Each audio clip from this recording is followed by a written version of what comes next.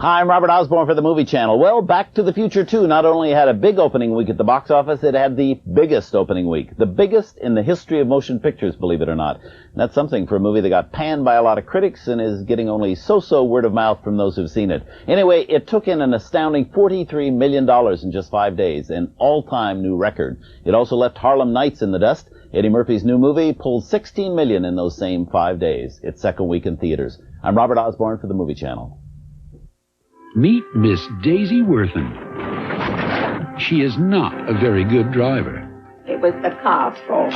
And she needs a chauffeur. Hope what I'm looking for is somebody to drive my mother around. Says she doesn't go on around the bend a little bit. Oh, no, she's all there. Oh, that's good. Too much there's the problem. Thus begins a unique friendship between an unlikely couple that will last 25 years. You're speeding, I can see it. No, Miss Daisy, no. We're only doing about 19 miles an hour. I like to go under the speed limit. Yes, sir. But the speed limit's 35, yeah. The slower you go, the more you save on gas.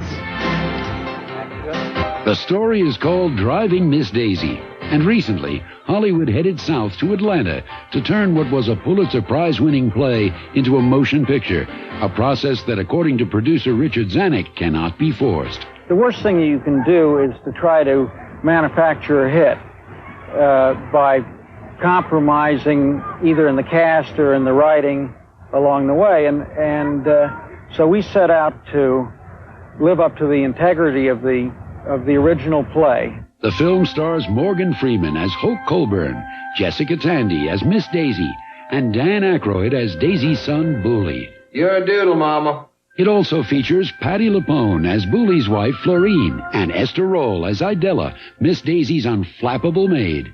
I wouldn't be in your shoes if the sweet Lord Jesus come down and asked me himself.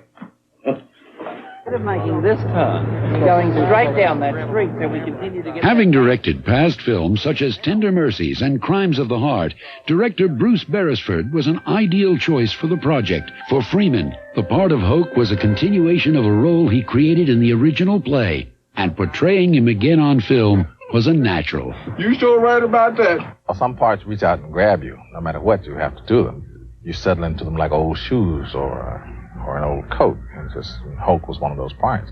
I just knew him so intimately.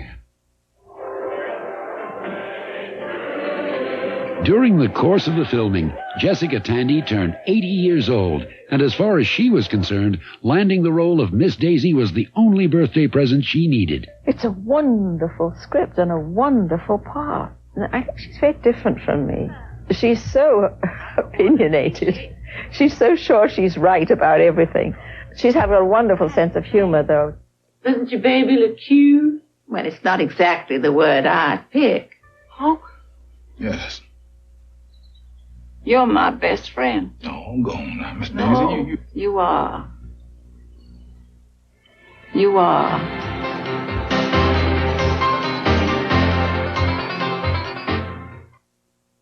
Columbia's super producers Peter Guber and John Peters are gobbling up projects left and right. They just optioned film rights to The Music Room, about a young man coping with his brother's suicide. To get it, they forked over 6 figures to first-time novelist Dennis McFarland. Tony Bennett. Burt Reynolds. Captain Kangaroo. Besides being 3 of our most beloved celebrities, what could these 3 diverse entertainers possibly have in common? Thanks, Dollface. Hi, I'm Harvey Shine. The answer, of course, is flattering, youth-preserving hairpieces. You see, today hairpieces aren't just reserved.